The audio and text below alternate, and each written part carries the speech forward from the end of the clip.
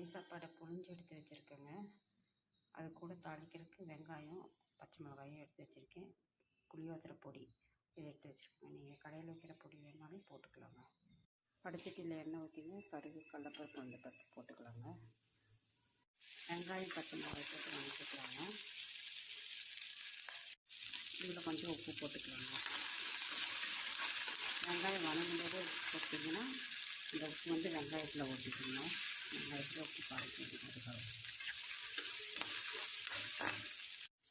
ஒரு 1/4 ஸ்பூன் மஞ்சள்தூள் போட்டுக்கலாங்க. மஞ்சள்தூள் இம்யூனிட்டி பூஸ்டருங்க. எல்லா இடத்துலையும் யூஸ் பண்ணுவேன் இருக்குது.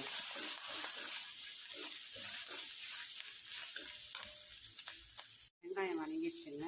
இப்போ நம்ம திரும்பி கொடுத்து சாப்பாட்டை போட்டுக்கலாம்.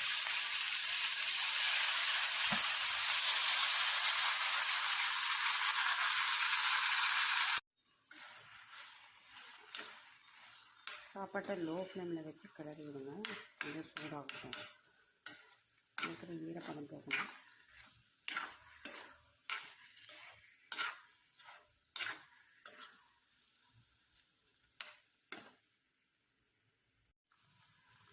நம்ம எடுத்து வச்சுருக்க இந்த புளியோதரை பொடியை போட்டுக்கலாங்க.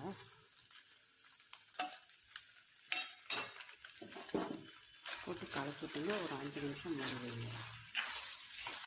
இப்போ நம்ம புளிச்சாப்பாடு ரெடி ஆயிடுச்சுங்க. மணக்க புளிச்சாப்பாடுங்க பாருங்கள்.